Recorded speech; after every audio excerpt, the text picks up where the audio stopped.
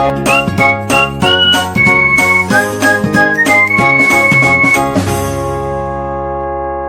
ऐसे सर्कल की इक्वेशन निकालनी है जो 4 1 और 6 5 से होके जा रहा है और जिसका सेंटर इस वाली लाइन पर स्थित है। तो मान लेंगे, माना वृत्त का समीकरण x square plus y square plus 2gx plus 2fy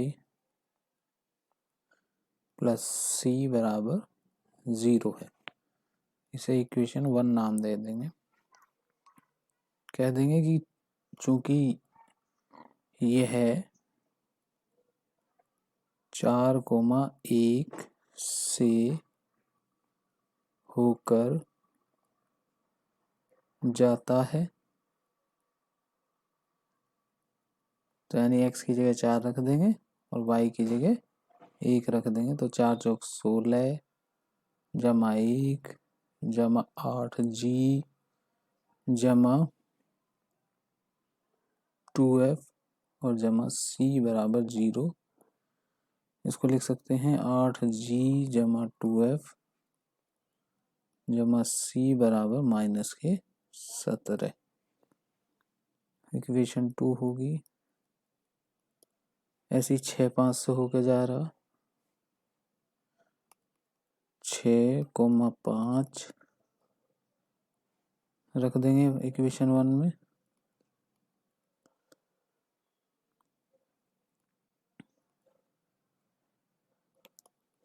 होकर जाता है, तो ये वैल्यू भी रख देंगे इसमें।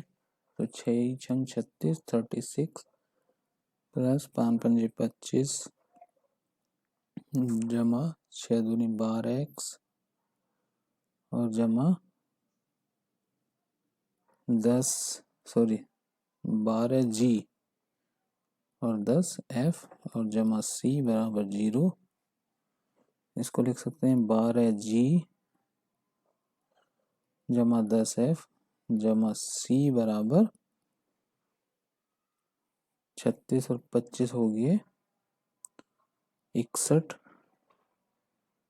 तो माइनस के 61। ये होगी तीसरी इक्वेशन। अब एक और इसमें कंडीशन दी हुई है कि इसका केंद्र, लाइन दे रखी 4x जमा वाई इक्वल टू 16।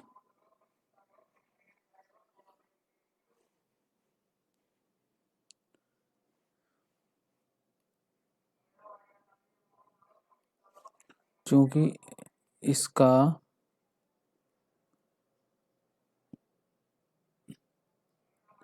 केंद्र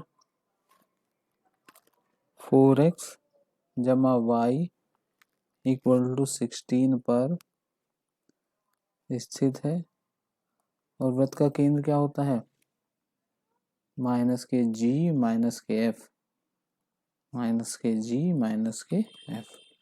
तो इसमें रख देंगे माइनस के 4g माइनस के f इक्वल टू 16। इसको हम लिख सकते हैं 4g प्लस के f इक्वल टू माइनस के 16। ये फोर्थ इक्वेशन होगी। अब सेकंड और थर्ड इक्वेशन में से क्या करेंगे, हम सेकंड में से थर्ड घटा देंगे। तो 8g में से 12g गए, माइनस के 4g, 2f में से 10f गए, माइनस के 8f, 17 में से -17 में से -61 गए, तो 61 में से 17 घटा देंगे तो 4 4 44 होगी। 4 कॉमन लेके हम काट सकते हैं या काटने की जरूरत ना है। इसको हम पांचवी इक्वेशन कह देते हैं। चौथी और पांचवी इक्वेशन को जोड़ लेते हैं। 4g माइनस 4g कितना हो गया 0, माइनस 8f और प्लस f माइनस के 7f हो गया 44 और प्लस के 44 और माइनस के 16, 14 में से 6 गए 8 और यहाँ बचा 3, 3 में से 1 गया 2, तो f की वैल्यू आ गई माइनस के 4। ये वैल्यू यहाँ रख देंगे तो 4g माइनस के 4 इक्वल टू माइनस के 16, 4g इक्वल टू माइनस के 12, f इक्वल टू माइनस के 3। अब c का मान वो निकालना,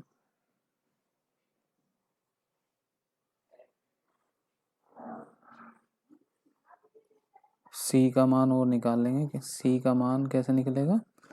ये वैल्यू रख देंगे हम इक्वेशन 3 में या 2 में, तो 8g यानी g की वैल्यू कितनी है हमने निकाली थी अभी, ये g की वैल्यू है 4g, g की वैल्यू निकाली माइनस के 3 प्लस के 2, f की जगह रख देंगे माइनस के 4 प्लस के c इक्वल टू माइनस के 17।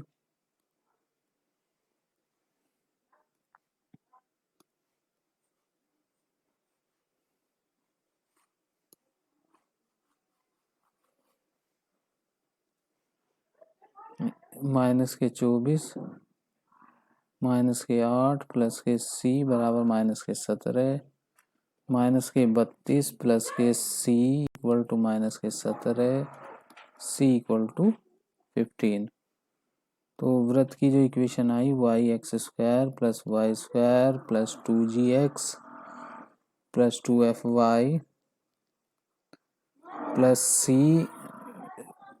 c इक्वल टू 0, तो x² प्लस y², g की वैल्यू है -3 तो 6x, f की वैल्यू है माइनस के 4 यानी 8, y और c की वैल्यू है 15 इक्वल टू 0। यही हमारी इक्वेशन है रिक्वायर्ड। होते हैं बिंदुओं 2, 3, -1, 1 से जाने वाले वृत्त का समीकरण ज्ञात कीजिए जिसका केंद्र x minus 3y minus 11 equal to 0 पर स्थित है। तो हम मान लेंगे, माना अभिष्ट वृत्त का समीकरण x² plus y² plus 2gx plus 2fy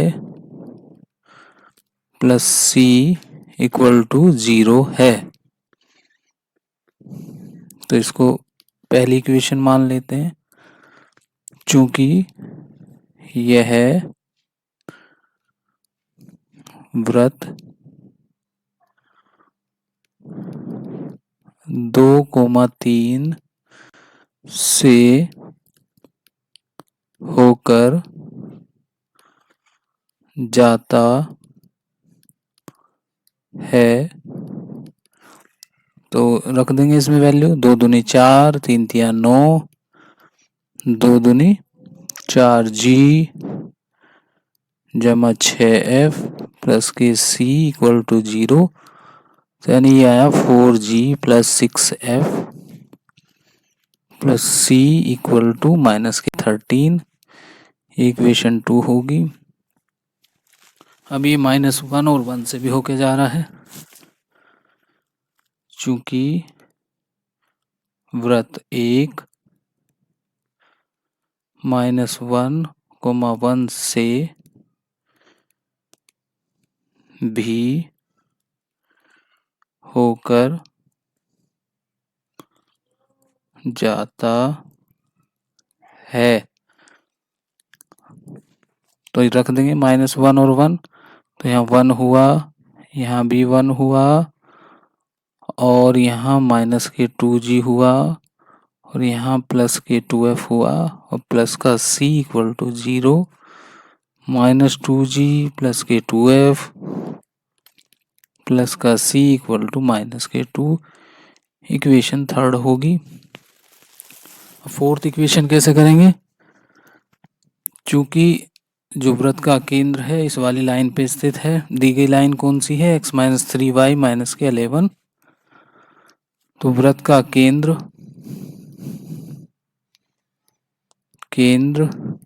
क्या है? माइनस का g माइनस का f, रेखा x माइनस 3y माइनस 11 बराबर 0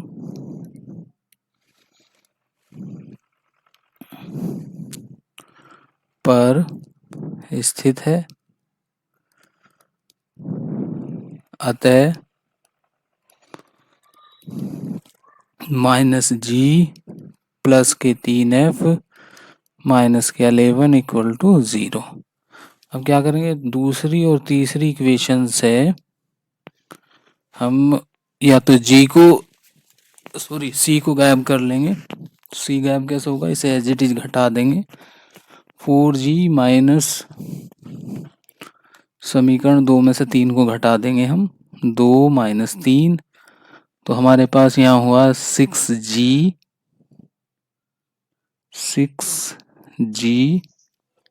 plus 4f equal to minus 13 plus 2 कितना हुआ? माइनस के 11। हमारे पास इक्वेशन है ये वाली, माइनस के g प्लस के 3f माइनस के 11 इक्वल टू 0। तो इसमें 6 की गुणा कर देंगे तो 6g माइनस के 6g और प्लस के 18f इक्वल टू, ये इधर आके प्लस का हो गया तो इक्वल टू 66। दोनों को जोड़ देंगे तो 18 और 4 22 f इक्वल टू 66 में से 11 गए, ये हुए 55। तो f का मान आया 55 बटे 22, 11 पंजे 55, 11 दूनी 22। तो f की वैल्यू आ गई 5 बटे 2। ये वैल्यू रख देंगे हम इस वाली इक्वेशन में। तो माइनस का g प्लस का 15 बटे 2 माइनस के 11 बराबर 0, माइनस का g प्लस का 15 माइनस के 22 बटे 2 बराबर 0। तो माइनस के g इक्वल टू, ये हुआ 22 में से 15 गए 7, तो इधर आके प्लस के हो गए 7 बटे 2। तो g की वैल्यू आ गई माइनस के 7 बटे 2। g और f की वैल्यू इक्वेशन 3 में रख देंगे। माइनस 2g की जगह 7 रख दिया हमने, 2f की जगह 5 रख दिया और c एज इट इज है इक्वल टू माइनस के 2। तो 12 प्लस के c इक्वल टू माइनस के 2। तो c की वैल्यू आ गई माइनस के 14।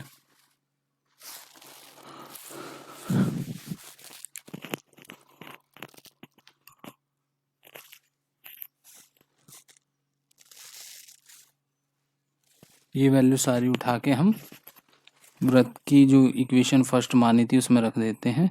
तो वृत्त की इक्वेशन क्या मानी थी? X square plus y square plus के 2gx प्लस 2fy प्लस के c बराबर 0। X square as it is है, y square as it is है, 2g की जगह रख देंगे माइनस के 7, तो ये माइनस के 7x, 2f की जगह 5 रख देंगे 5y और c की जगह 14 इक्वल टू 0। यही हमारा वृत्त का अभिष्ट समीकरण है। क्वेश्चन नंबर 12 करते हैं। त्रिज्या 5 के उस वृत्त का समीकरण ज्ञात कीजिए जिसका केंद्र x अक्ष पर हो और जो बिंदु 2 3 से जाता है। तो x अक्ष पर कोई भी बिंदु है उसको हम h, 0 प्रकार से लिख सकते हैं। क्यों लिख सकते हैं? क्योंकि उस पे y कोऑर्डिनेट 0 होगा। तो किसी भी वृत्त का इक्वेशन जिसका केंद्र h, 0 हो और जिसकी त्रिज्या 5 हो, वृत्त का समीकरण कैसे लिखा जाएगा? वृत्त का समीकरण x माइनस h का whole square plus y minus 0 का होल स्क्वायर इक्वल टू 5 पंजे 25। x माइनस एच का whole square plus y minus 0 का होल स्क्वायर इक्वल टू 25। अब कह देंगे चूंकि यह 2,3 से होकर जाता है तो x की जगह 2 रख देंगे, 2 माइनस एच का होल स्क्वायर प्लस y की जगह 3 रख देंगे, 3 तिया 9 इक्वल टू 25। ये ऐसे लिख सकते हैं कि 2 माइनस एच का whole square equal to 16, 2 minus h का होल स्क्वायर का वर्गमूल ले देंगे दोनों तरफ का, तो ये हो जाएगा प्लस माइनस 4। तो 2 minus h equal two plus minus 4 हुआ है, तो minus h equal two plus minus 4 minus के 2। अगर हम प्लस वैल्यू लेंगे तो माइनस के एच इक्वल टू 4 माइनस 2 यानी माइनस एच इक्वल टू 2 और एच की वैल्यू आ गई माइनस के 2। ऐसे ही अगर हम माइनस वैल्यू लेते हैं तो minus h equal to minus 4 minus 2 minus h equal to minus 6 और एच इक्वल टू 6। तो वृत्त की इक्वेशन 2 बनेंगी। एक तो होगी हमारी x माइनस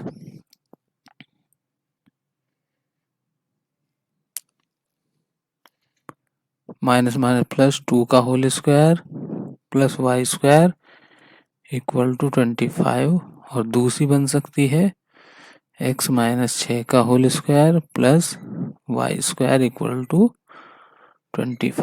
यही आंसर है दोनों।